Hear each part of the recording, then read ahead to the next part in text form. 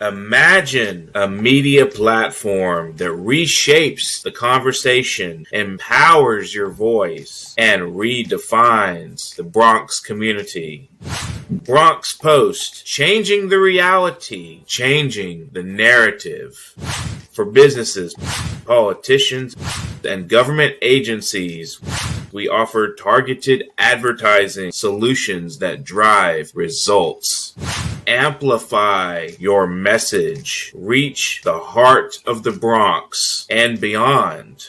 Our platform connects you to the community.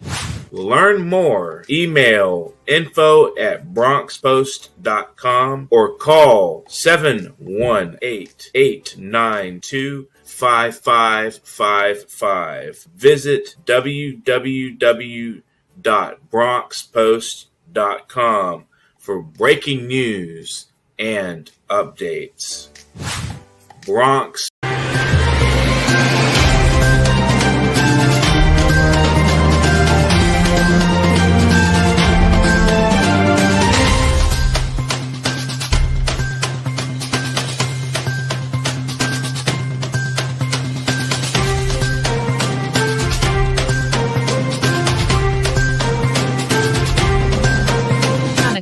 Keep watching The Politics every Friday, 12 p.m. Eastern Time on New York Parrot TV, the voice for humanity.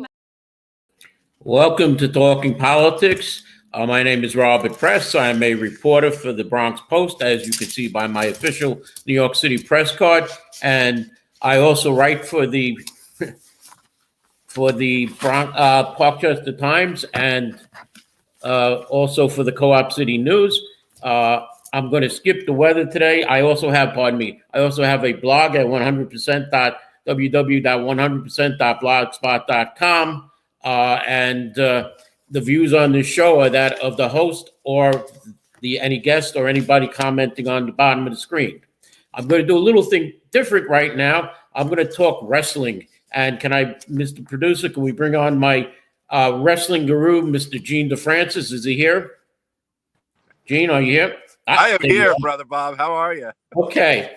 Now, on Saturday and Sunday last week, Gene DeFrancis held a WrestleMania 41 party, of which I attended.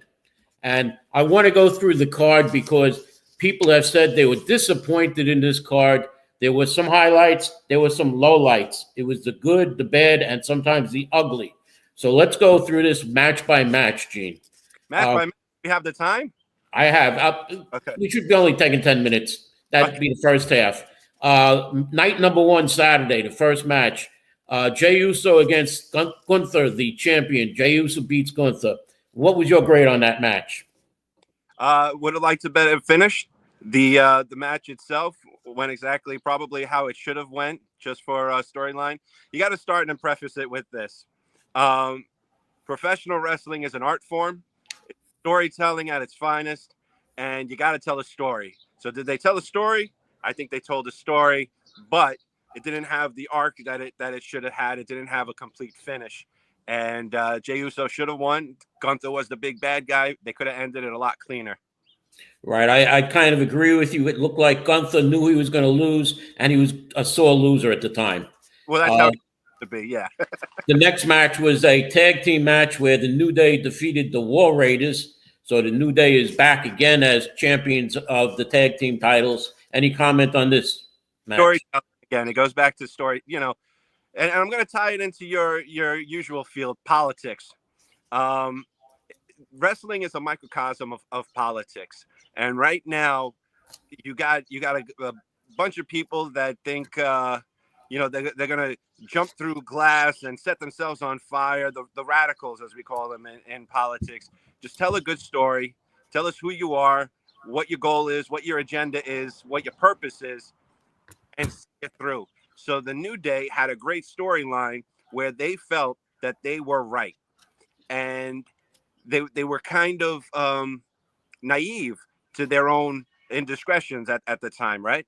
So when they cheated to win that match, per the storyline, they should have stayed in that ring, oblivious to the fact that, hey, they didn't earn this title. They cheated to get that title. And then when they do that little bit where they run up the ramp, like they just stole the crown jewel, they should have stayed in that ring, dominated that ring, and that would have been so much greater for their character. But they, I think they blew that ending with that little tiny color of detail, because they had a great storyline going. So I was a little disappointed how it ended. New Day had to win. New Day has the greater following. They sell the most merchandise. And, the War Raiders or the Viking Raiders, I still think they're trying to figure out who they are as characters. The next match, Jane Cargill was against Naomi. She defeated Naomi. It was a payback match. This was part of the ugly part of the matches. Any comment on this match? Great line in the Naomi feud. I love the direction that it's going. I still think that there's a lot more story to tell in this. Are you there? Yeah, I'm here. I hear you, Gene. I see you're outside on the street. Let me know if you can hear me, Bob. I can hear you, Gene. No problem. I can hear you. Can you hear me? Gene, can you? Oh, we got a little problem there. Okay, so it was Jade Cargill who defeated Naomi. There was a little incident where Naomi had thrown Jane Cargill into a car windshield. Are you there, Gene? Can you hear me? Okay.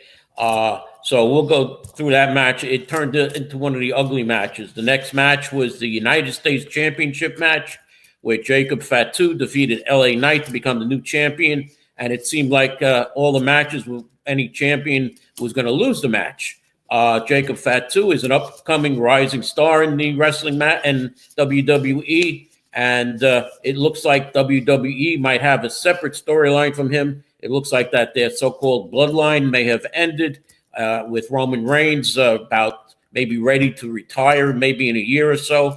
And he came back from fighting a bad, serious illness. So he's done a good job. The next match was El Grande Americano defeating Rey Fenix. El Grande Americano seemed to be one of the wrestlers, Chad Gable, dressed in a mask as a lucha libre wrestler, and he defeated Rey Fenix. I see you're back, Gene. I'm back. Okay. Now, I mentioned the Jacob Fatu match, that he's a rising star, and it looks like that the WWE might be separating the bloodline. Any comments? Separate the bloodline. Create different factions, create chaos, create tension. Storyline is fantastic. Jacob is an absolute beast. He's going to be a great talent. I love the way he came in. This is a guy who's been in the independent scene for many, many years, and found an opening, and he's really taking over and taking that spot. It's really great to see, and it was just good timing for him.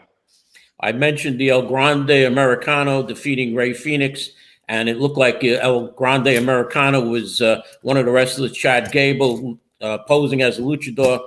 Any comments? I know that it's Chad Gable now, Bob. Don't jump to conclusions. It may not be Chad Gable. Oh, it looked exactly like him. He did his moves almost like him. It could have been me just trying to steal Chad's gimmick. No, you were next to me, so I know it wasn't you. Yeah, I gotta rethink that. But I love that match. I think that match was. I love Rey Fenix. I'm so happy that he's with WWE with his brother Penta. And I thought that I wanted to see Rey Mysterio in this just for nostalgia, just because the man earned a spot at WrestleMania, and the fans generally want to see him. But when he couldn't go, and right. I'm glad they didn't go with Dragon Lee or anybody else that they try to push.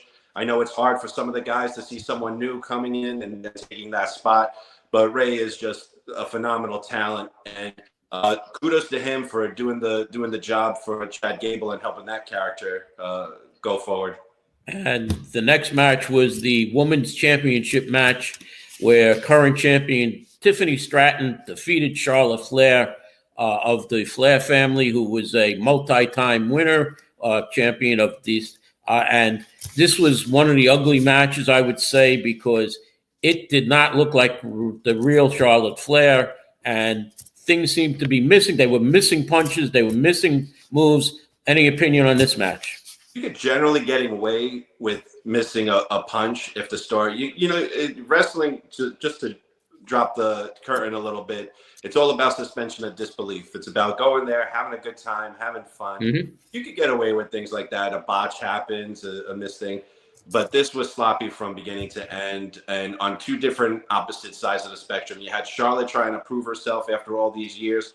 Why, I don't know. She's a great talent, but she was pushing a little too hard. And Tiffany, who's brand new, trying to show that she belonged, again, pushing too hard. And you had these two women. It just wasn't clicking. They should have just removed the card and saved both of them the headache, because this, I think they'll be all right at the end of the day and could save their careers. But something like that at WrestleMania stage, it could end a career. But I think Tiffany's talented enough; she could bounce back.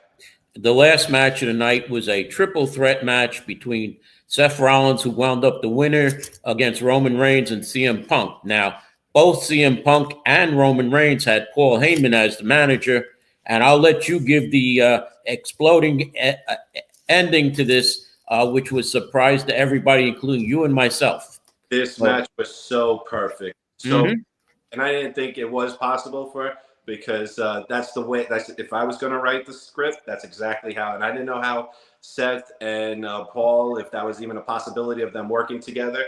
I am so happy with, and then that's exactly what I'm talking about, the arc and the storytelling from beginning to end, and a continuation of a storyline years in the making. CM Punk is the guy that brought in Roman Reigns, Seth Rollins, and even Dean Ambrose, who's now Jon Moxley in another organization. And to see the three of them in that that should have been the main event. That should have been Sunday night main event, because it was the best.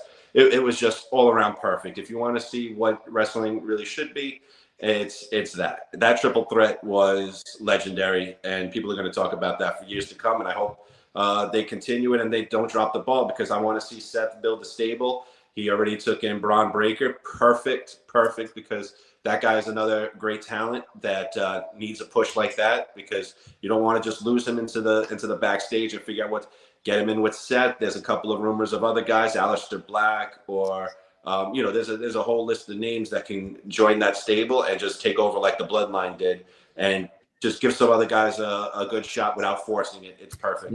Like you said, Gene, I'm running a little short on time here. So Sunday night was the second night of WrestleMania. There was a triple threat women's championship match. Io Sky defeated Bianca Belair and Rhea Ripley. There was a city street fight. Drew McIntyre defeated Damian Priest. A fatal four-way, which Dominic Mysterio defeated Braun Breaker, Finn Balor, and Penta to become the new Intercontinental Champion. Randy Orton had an open match, and John Henry, the TNA champion, came out against him. Logan Paul defeated AJ Styles, who seemed to take one for the company. The women's tag team match was Laura Valkyria and Becky Lynch, who replaced Bailey. And they defeated Liv Morgan and Raquel Rodriguez to become new champions, only to lose it the next night on Raw. And the last match, the undisputed WWE Championship match, which was really ugly.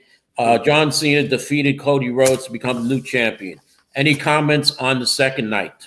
So one, I want to give a shout out to Damian Priest, who's Bronx born, performing in WrestleMania. That was fantastic. He did a great job. All those matches were really solid matches, except for the tag, the ladies, replaced it.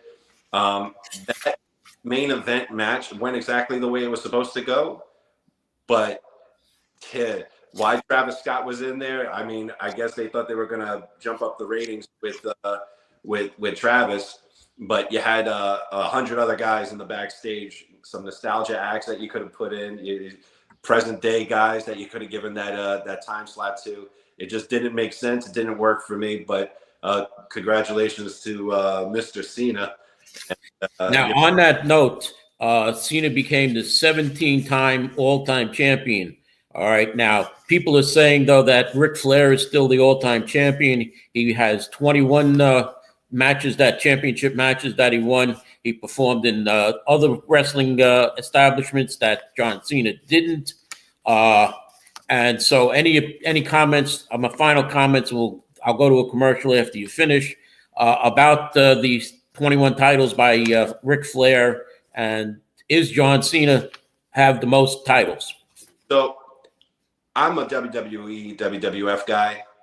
To me, they don't count unless they're WWE, WWF. At least in my generation, post Hulk Hogan and everything that they brought to the table, they just took it to another level commercially. Though the congratulations to Ric Flair. I'm a fan of Ric Flair, but Randy Orton, John Cena, Hulk Hogan, those are the real titles. And I know I get heat for that. I'm going to get pushback on that.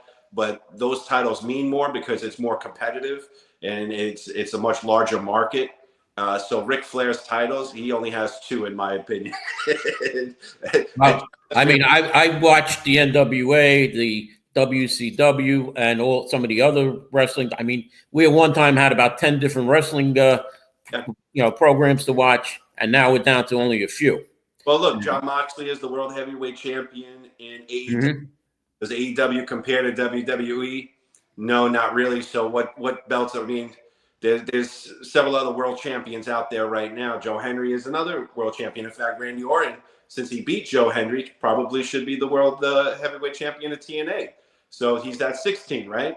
You have fun with it. You bicker with the friends, and you go back and forth on who's the real champion. But right now, he's the. And I'm going to have to go to a commercial. I want to thank you for being on the show, Gene.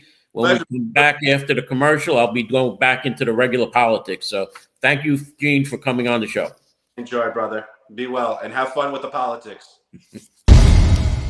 Imagine a media platform that reshapes the conversation, empowers your voice, and redefines the Bronx community.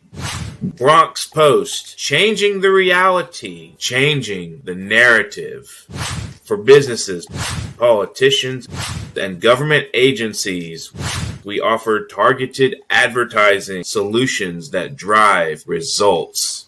Amplify your message. Reach the heart of the Bronx and beyond. Our platform connects you to the community. Learn more. Email info@bronxpost.com or call 718-892-5555. Visit www.bronxpost.com for breaking news and updates. Bronx Post, changing the reality, changing the narrative.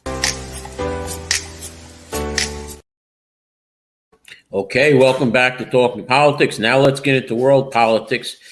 President Trump yesterday issued a rare broadside against Russian President Vladimir Putin as he continues to drive to get both Russia and Ukraine towards the ending of the war, or at least a ceasefire. Vladimir stopped, Trump posted on Truth Social yesterday morning in the wake of a deadly assault on Kyiv that left at least 12 people dead in Ukraine's capital. Now, the big question is, will Donald Trump walk away from these peace talks and say, you know what, you two fight it out, I've had enough, because he's approaching day 100, and he said he would stop it on day 1. So let's see what happens with Donald Trump, Russia, and the Ukraine. Now, meanwhile, in Iran, the big question is Trump administration remains divided over whether Iran can be allowed to keep nuclear stockpiles and enrich some more uranium. If that was, that would be a step back from Trump's initial hardline stance, rather than similar to the Barack Obama deal with which Trump withdrew in the first place when he took over in 2016. And as far as Yemen goes, Yemen's Houthi rebels report that U.S. strikes in the capital city and a coastal city last weekend. There were 13 airstrikes on an airport and a port in the capital city on the Red Sea. The office also reports U.S. strikes in the capital, Sanis. There were no immediate reports of casualties. UN Secretary General Guterres said he was gravely concerned about the attack on Yemen, as well as the Houthi missiles and drone attacks on Israel and in the shipping lanes. The Qatari Prime Minister will meet with Secretary of State Marco Rubio and White House Special Envoy Steve Witkoff. Rubio and other U.S. officials have praised Qatar's mediation role in this ongoing negotiation between Israel and Hamas over the war in Gaza. Now, Trump's press secretary, Caroline Leavitt, said President Donald Trump will be taking a trip May 13th through the 16th. He will be visiting Saudi Arabia, Qatar, and the United Arab Emirates. Let's talk Senate politics. The Senate number 2 Democrat, Dick Durbin of Illinois, announced Wednesday he will not seek re-election in 2026. He says it's time to pass the torch, as the 80-year-old senator said. Senate's number 1 Democrat, though, Chuck Schumer, has until 2028 to decide if he wants to follow suit. Unsurprisingly, he's not showing his hand yet. Schumer right now is 74 years young, but the Brooklyn Democrat has faced backlash and calls to step down, at least from his leadership post. These calls began in earnest after he voted with Republicans last month to advance a resolution that avoided a government shutdown. Schumer, the Senate minority leader, now rejected calls to step aside last month. He sought to show that he's best positioned to lead Democrats against Donald Trump. Left-leaning members of the base have lauded Congresswoman Alexandria Ocasio-Cortez, who is 35 years old now, as a favored successor to Schumer as she leads him in polling in a hypothetical matchup. Schumer says, "Don't worry about polls. I can hold my own." Now, as far as polls go, Governor Kathy Hochul is increasing in the polls. Her favorable viewing is now positive. It's 44 to 43. That's up from 40 for her and 50 against her in a Sierra poll in March. It's the 5th consecutive poll showing an improvement for Hochul since she bottomed out at 34% favorable and 54% unfavorable last September. Now, as far as her other problems, we still have a late budget. It is now 25 days late or more, and predictions are sometime next week or maybe early in May, there will be a state budget. I've mentioned the 4 sticking points. Other points have come out. It seems that Assembly Speaker Carl Hastie is talking about medical death, that his Assembly wants to approve doctors' assisted death, and other things have come up. Now, one of the sticking points seems to be that the governor is looking at as much as $3 billion in tax cuts for a rebate check of $500 for most families. And what else can I say? But it's a 3-person race. It's between Governor Hochul, Speaker Cuomo, and State Senate Majority Leader Andrea Stewart Cousins. And they're talking about involuntary commitment. That seems to be one of the sticking points.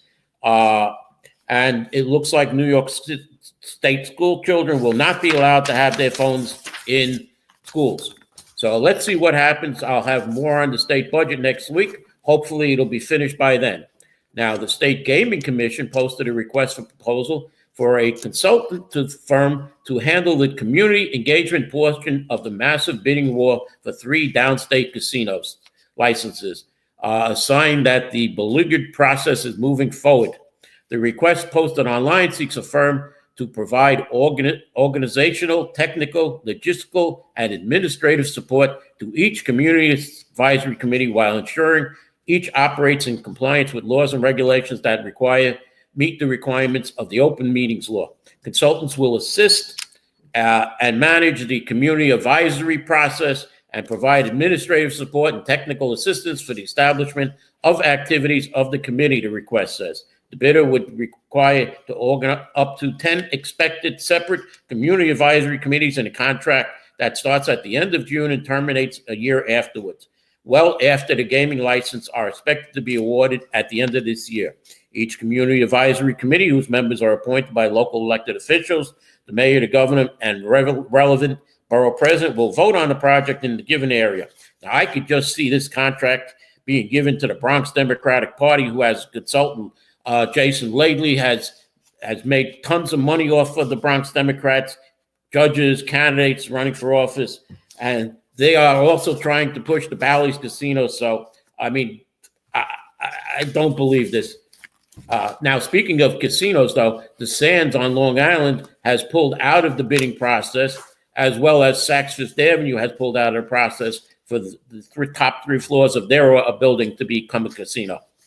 Now, let me move on to cannabis money, because it seems that the Office of Cannabis Management reports that the town of Henrietta has garnered more than $750,000 in cannabis tax revenues since opening 2 adult use dispensaries. It is a town in Monroe County, a suburb of Rochester, and the population is 47,096 as of the 2020 census. The town supervisor says as the revenue grows in the town, it can offset what it collects in property taxes. He says the tax rate cannabis revenues have been growing. He expects to roll back a property tax increase. That's the problem, he said. As far as illegal shops, though, he says that it's very frustrating, and some of those have not been prosecuted or shut down. We've worked with the Monroe County Sheriff on it, and again, we have not had any problems from the legal dispensaries. So if a little town in Henrietta is getting $750,000, how much should the city of New York be getting from this cannabis money? I mean, we can use lots of that money. Now, I'm going to be going to the quick end. I see I'm coming towards the end. So the mayor has been iced on Rikers Island. A judge has said that the mayor cannot set up a temporary housing in Rikers Island for ICE, the FBI, the DEA, and even the U.S. Postal Service, who are expected to be housed on Rikers Island. The council sued the mayor on that, and they have defeated him. Now, there's also talk about the New York Police Department predominantly targeting Black and Latino drivers during the last 3 years, according to an analysis of traffic stops conducted by the New York City Civil Liberties Union. Police have stopped more than 2 million drivers from 2022 to 2024, and traffic stops surged by 25% in the last year. Black and Latino drivers were more likely to be stopped, arrested, searched, and subject to use of force, according to the analysis. In almost 90% of these arrested during traffic stops were Black or Latino. Of the 1,483 traffic stops, the New York Police Department reported using force. The driver's race also recorded 799 of these drivers were Black, 532 were Latino, 82 were white, and 60 were Asian American or Pacific Island. The New York City Police Department most likely to conduct searches in majority Black and Latino areas like the Bronx and central Brooklyn. There will be more speed cameras out there.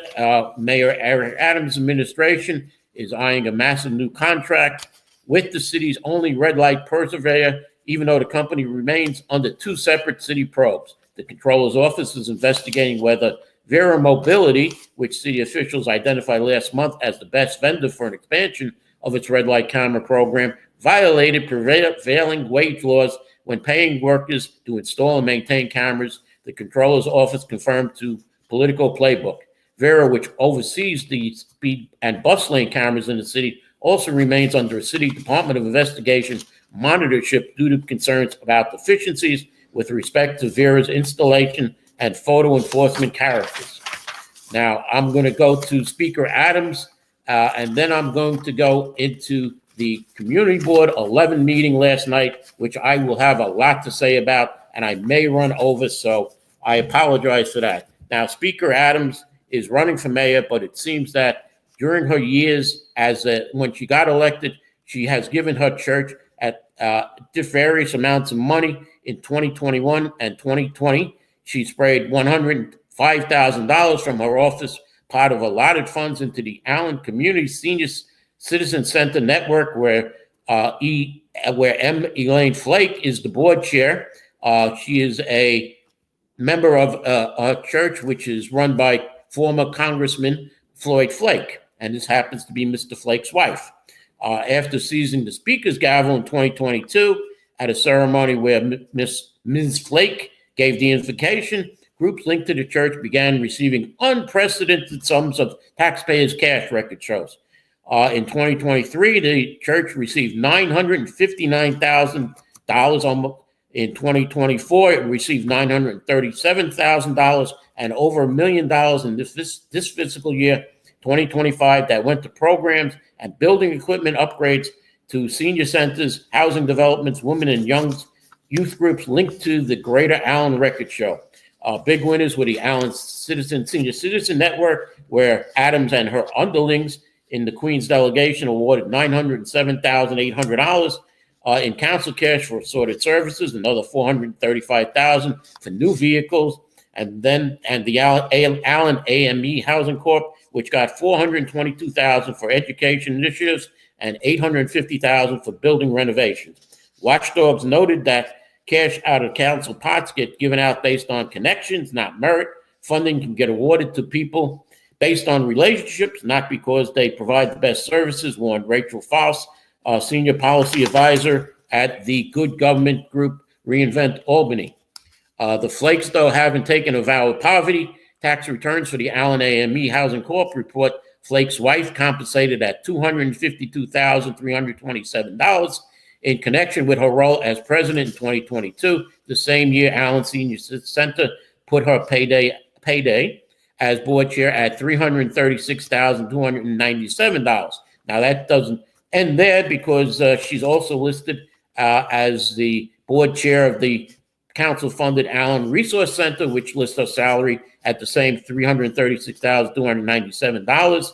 And she also is a beneficiary of taxpayer funds from the Development Corporation with a report of $279,983,000 base pay plus $76,799 bonus. Now, it is unclear, though, whether these compensation awards overlap or exactly how Miss Elaine Flake gets paid or throughout what entity or each group. And Flake's son, Harold, also drew a $100,000 annual paycheck from Allen AME Housing Corp in 2022. Now, let me go to last night's Community Board 11 meeting where I wanted to speak and I was not allowed to speak.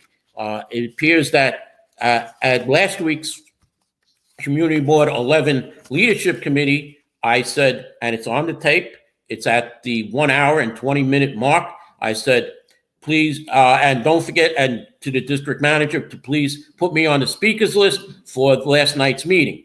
Well, when I got the agenda, I was not there, and as the Community Board 11 meeting started a few minutes late, the chair said that the quorum of 19 members present has not been achieved. Can you imagine 19 members were not there at the beginning of the Community Board meeting? Community boards can have up to 50 members, and apparently Borough President Gibson has not gone up to 50. She's led it at the low 40s, and Community Board 11 is now at 38 members, so 19 would be half plus one would be the quorum. So what the chair did, Chair Cynthia Rodriguez, said, well, since we don't have a quorum, I'm going to change the agenda. In changing the agenda, though, it has to be brought before the board, and the board has to approve it at the meeting. So she illegally changed the agenda to let the elected official go first, and then when 20 members were present, she said, we now have a quorum. We're going to listen to the gallery session after the elected officials. Now, let me turn the page here. As the gallery session began, the first speaker spoke. I then got up to speak because I should have been the second speaker, and Chair Rodriguez said, we're not going to have this. I don't want you to speak, and I was not allowed to speak. I was going to speak on a problem that they had at the Budget Economic Development Committee meeting and Budget Economic Development and Public Safety, where the three committees were combined in one meeting to try and get a quorum, and it appeared that the Budget Committee was the only committee of the three to get a quorum. Now, there was a problem because it was a total of 12 members and they only had 6 members. So the chair of the Economic Development Committee, when the liquor licenses came up, asked the district manager, gee, we don't have a quorum, what can we do? The district manager said, oh, one of the board members is on 2 committees, so he can count twice. So that means that they would have 7 members technically to vote, and they would have a quorum. Well, it just so happens that one of the members who was not present is also on 2 committees, so they did not have a quorum. They would have needed an 8th person, which they didn't have. So they went and voted on 4 liquor licenses, and last night at the community board meeting, they voted on those liquor licenses illegally. Chair Rodriguez also removed the chair of the Ethics Committee to replace her with a member who has ethical problems herself, as she is the president of a co-op where the Community Board 11 Juneteenth event has been held the past 2 years and is going to be held this year. The board member has failed to disclose her position as co-op president and also voted on the item, which you're supposed to disclose your conflict of interest. You can discuss it, but you don't vote. That was the 3 Ds that the former chair of the Ethics Committee now had brought out. She is no longer on the Ethics Committee. She was doing a fair job. Now, I've sat on an Ethics Committee for 6 years, and the fellow that's now working for the Community Board 11 said that the Community Board I sat on was one of the best in the Bronx, and I will stand by that. Community Board 8 is the best community board in the Bronx. But as I get back to this, the now Ethics Committee chair or acting chair is who is the co-op chair, co-op president of the board of the co-op, overcharged the board. As a matter of fact, she charged $800 for the first annual Juneteenth event in 2022. 2023. Pardon me. And when the board members complained, you're overcharging us, a $300 rebate was issued on July 2nd of 2024. However, on July 12th, the board spent $800 again to have the event at the co-op. And it appears this year that $800 from the board's funds are missing. They have not been accounted for. There was $5,000 in one part, and that is no longer there. It's minus $800 with no showing for this. And the board voted last month to spend the $800 again. But this board member, who is now the chair of the Ethics Committee, Ms. Jeanette Wilson, has a total conflict of interest and should not be on Community Board 11 because for 2 years and now the third year, she has not disclosed that. As a board member, should not be making money from the board. And I have to say that in the November 2023 full board meeting, the Bronx Borough President, Vanessa Gibson, blasted Community Board 11 as being dysfunctional. And at the March 2025 meeting, the board was held because the borough president arrived late, so they could hear what board member Ryan Barthel said was a 20-minute political speech that was well over the 5 minutes allotted to elected officials, he said. I have to give it to board member Barthel to say that the borough president gave a political speech well over the time allotted to speak when it is the borough president who appointed him, and he is up for reappointment this year. So let's see if he gets reappointed, as I know board members don't when speaking against the borough president. In this case, it may not be the board member, but the borough president herself who should be replaced because she is facing a tough primary this June from a good city council member, Raphael Salamanca, who is currently the powerful chair of the Land Use Committee in the City Council, and he is also a former district manager of a well-functioning community board before he became a City Council member. So I say good luck, Madam Borough President, and I remember you saying to me that in front of the Bronx Democratic County headquarters, shortly after Governor Kathy Hochul left in a speech that was promoting then presidential candidate Kamala Harris, that you told me that I would never get on a community board while you were borough president. And my answer to you was maybe we need a new borough president then. So it would give me no greater pleasure than to see Raphael Salamanca win the June primary, June 24th, the Democratic primary for Bronx. Imagine a media platform that reshapes the conversation, empowers your voice, and redefines the Bronx community. Bronx Post, changing the reality, changing the narrative. For businesses, politicians, and government agencies, we offer targeted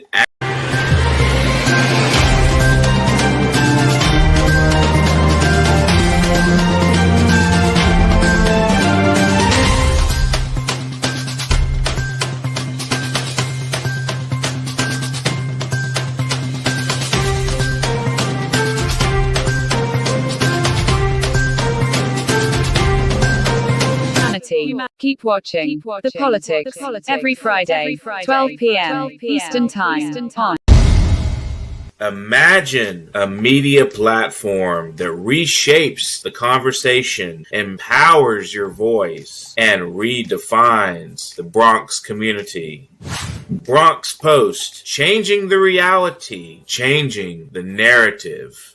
For businesses, politicians, and government agencies, we offer targeted advertising solutions that drive results. Amplify your message. Reach the heart of the Bronx and beyond. Our platform connects you to the community. Learn more. Email info@bronxpost.com or call 718-892-5555. Visit www.bronxpost.com for breaking news and updates. Bronx Post, changing the reality, changing the narrative.